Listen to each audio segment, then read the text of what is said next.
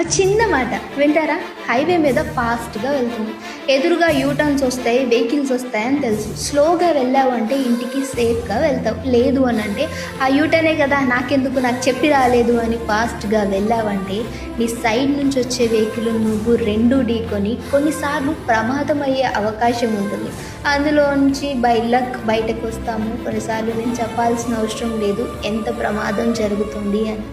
ఎందుకు చెప్పానంటే, కొంతమంది ఒక బంధంలోకి సడన్గా ఎంటర్ అయినప్పుడు ఇది నువ్వు కాదు, నాకు ఫస్ట్ నువ్వు ఇలా పరిచయం అవ్వలేదు అని చెప్పి బతిలేసి వెళ్ళిపోతూ ఉంటారు. నీకు తెలుసు కదా, ఇద్దరు మనుషులు అన్నాక అక్కడ ఎన్ని ప్రాబ్లమ్స్ ఉంటాయని. అది సాల్వ్ చేసుకోవాలి. కానీ నాకు తెలీదు అని హైవే మీద ఫాస్ట్గా యూటర్న్ ఉంటుందని తెలిసాక కానీ వెళ్ళావు అని అంటే ఎలా అయితే యాక్సిడెంట్ జరిగి ప్రమాదాలు జరుగుతాయో, ఆ తర్వాత ప్రాణాలు పోయే అవకాశం ఉందో, అలానే నీ బంధం కూడా విడిపోయే అవకాశం ఉంది.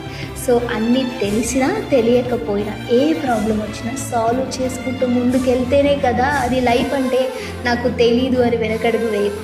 నీకు అర్థమవుతుంది కదా ఎందుకు చెప్తున్నాను.